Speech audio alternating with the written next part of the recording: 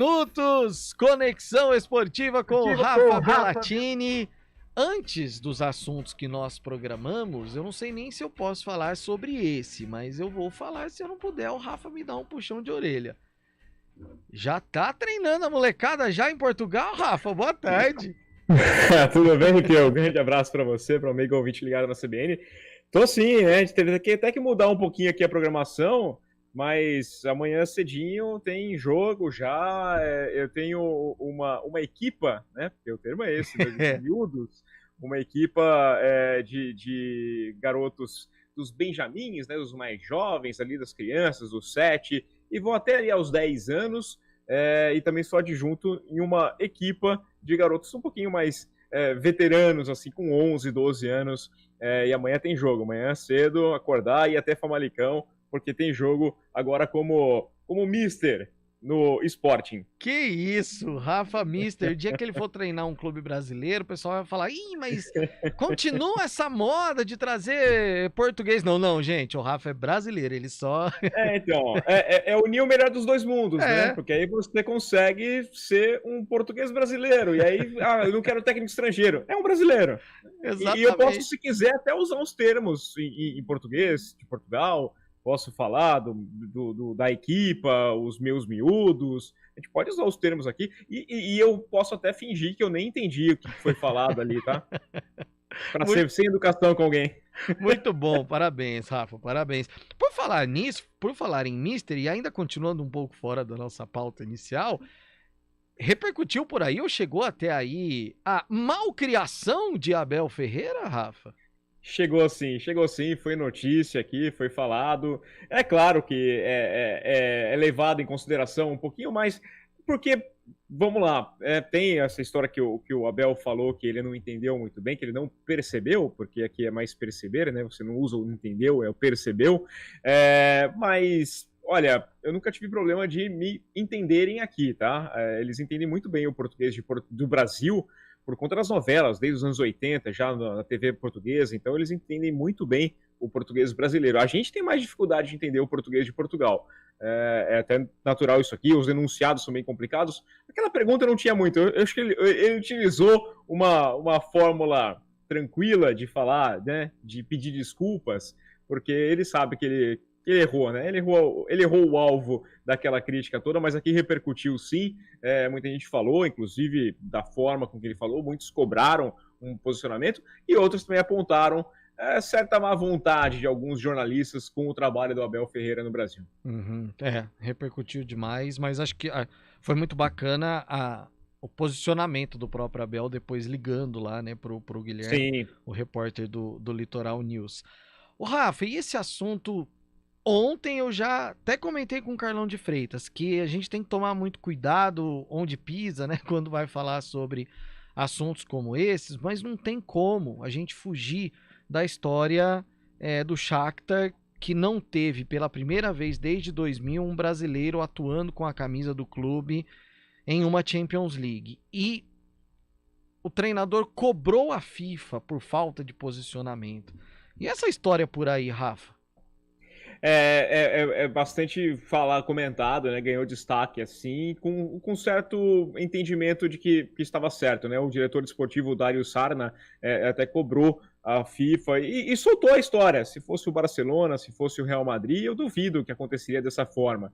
Ele falou dos jogadores que deixaram o elenco, ele falou que atletas que somariam ali cerca de 140 milhões de euros da equipe acabaram saindo sem contrato preso, sem nada, né? Aqueles jogadores estavam ali, se era o último ano de contrato, assina ali um contrato com outro time, pode assinar um pré-contrato, vai embora, sem problema nenhum, sem que o time receba alguma compensação por isso, saíram e até mesmo fora da janela. É uma coisa que a gente tem que dar uma razão, né? Porque é inimaginável que isso viesse a acontecer caso o time envolvido aí num país com problemas, é difícil imaginar isso, mas se tivesse acontecendo uma guerra na Espanha, dificilmente a gente imagina que o Real Madrid, o Barcelona ou o Bayern de Munique na Alemanha acabariam perdendo atletas sem receber nada em troca. Então faz sentido a reclamação.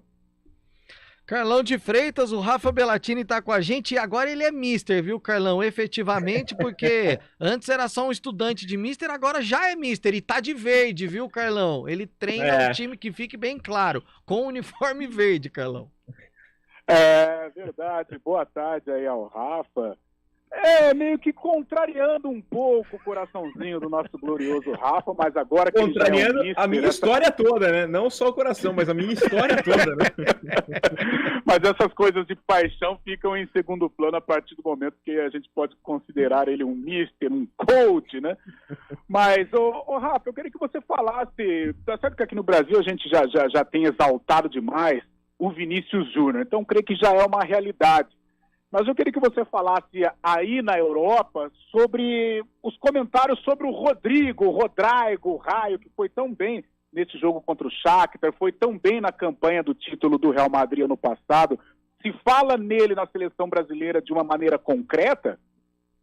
É engraçado até, né? Porque eu não sei se o Vinícius Júnior acaba puxando muito o brilho e o Rodrigo acaba perdendo um pouquinho. Ele passa a ser um coadjuvante, não importa o que ele faça, ele é visto ainda como um jogador que ainda vai dar aquele passo, né? O Vinícius Júnior ganha toda aquela mídia. É muito comentado, é falado do potencial dele, da possibilidade de seleção brasileira, das chances que ele tem, que ele precisa, que ele merece alguma vaga, mas é incrível mesmo, até interessante citar esse ponto, porque ele acaba ganhando um destaque menor do que a gente poderia imaginar, né? É um jogador tão, vamos lá, importante para o elenco, como citou, né? Na final, nos jogos decisivos, ele estava lá fazendo gols, dando assistência, e acaba ficando em segundo plano, talvez ofuscado um pouco pelo brilho do Vini Júnior. E aí, Rafa, essa coisa dos jogadores que estão ali como estrelas, e ontem surgiu a nova lista de valores que poderiam ser cobrados. É claro que o pessoal leva em consideração algumas situações e tal. Valores que poderiam ser cobrados por um post. Impressionante o que esses jogadores, e todos eles que estão na lista, jogam na Europa. Cristiano Ronaldo, a gente já sabe, mais de 3 milhões de dólares custaria um post de Cristiano Ronaldo. E aí o Vini Júnior já aparece passando dos $500 mil, ou do $500 mil, chegando a 600 mil. O Rodrigo já começa a aparecer também. Que coisa louca, hein, Rafa? O nosso não vale nem $1 e o deles é essa beleza. Então, eu tô louco para conseguir uma coisa desse tipo também, mas a gente não consegue, e os jogadores acabam ganhando sim, viu? Tem muitos contratos, tem muitas postagens, alguns são de produtos próprios, né? Mas que são marcas que procuram para colocar a marca junto e aí garante junto essa postagem, então rende muito dinheiro, é uma das formas que os jogadores agora têm de ganhar dinheiro. Então, né? Muito se fala até do Cristiano Ronaldo, acontece na NFL com o Tom Brady e outros atletas. O salário que ele ganha é uma coisa e aparece na lista da Forbes. O jogador que ganha mais, né? Tem contratos da NBA que ultrapassam os 100 milhões em uma temporada, porque tem não apenas o salário do jogador, mas também o quanto ele ganha com publicidade e não mais a publicidade tradicional que a gente está acostumado, a propaganda, aparecer na televisão, mas principalmente hoje as mídias sociais têm ganhado muita força mesmo, porque influenciam, né? O Vinícius Júnior aparece que ele usa chuteira X, a camiseta Y, ou que ele vai para tal lugar, passa férias, todo mundo vai querer ir atrás, né? Coisa impressionante. Ô, Carlão, é o seguinte, o Rafa citou o Tom Brady, só para ficar bem claro que agora acabou mesmo. Gisele Bündchen tá na pista, viu, Carlão? Então, rapaz, eu estou aqui com alguns sites de fofoca, né? Então eu já estou meio desatualizado, porque a última notícia que eu estou acompanhando aqui é que a Gisele foi flagrada sem aliança. Meu Deus. Mas agora o nosso Nelson Rubens Pio já está atualizando. Então já é fato, estão separados. Estão separados. Eu acho que não está oficial. Eles tinham contratado. A última notícia que eu peguei, né? A gente vai pegando várias fontes ali, né? O Léo Dias. Você vai conseguindo essas informações. Eles teriam contratado advogados especializados em divórcio, mas sabe aquela quando você vai no mercado e compra alguma coisa e depois eu penso o que eu faço? Eles contrataram um advogado para trabalhar com outras alternativas e aí então, se nada der certo, você já usa o advogado. Compra e deixa ele do lado, depois você pensa o que faz com ele. Pena que não vai dar tempo da gente prolongar o assunto, mas Fábio Chaib já me sopra aqui que ele leu em algum lugar que Cristiano Ronaldo, inclusive, poderia ser um dos motivos pelo Não, mas aí esse é o ponto. O Cristiano Ronaldo teria incentivado o Tom Brady a voltar. Enquanto esteve aposentado, o Brady foi até Manchester, assistiu um jogo do United, conversado com o Cristiano Ronaldo, e acho que o Cristiano falou, joga lá, vamos junto. E aí rolou aquela besteira, né, Pio? Todo mundo sabe muito bem isso aqui, quem casou, né, sabe como é que é. Ô, amor, eu vou jogar bola com os amigos ali, tudo bem? Posso ir? Vai. Você que sabe. Você aí a Gisele meteu você que sabe, ele meteu você que sabe, ele foi. Aí acabou. E aí a gente sabe como é que termina, né? Que coisa. Rafa, obrigado, até semana que vem. Até a próxima, Pio, Carlão, um grande abraço para todo amigo ouvinte. 4h31 agora. Repórter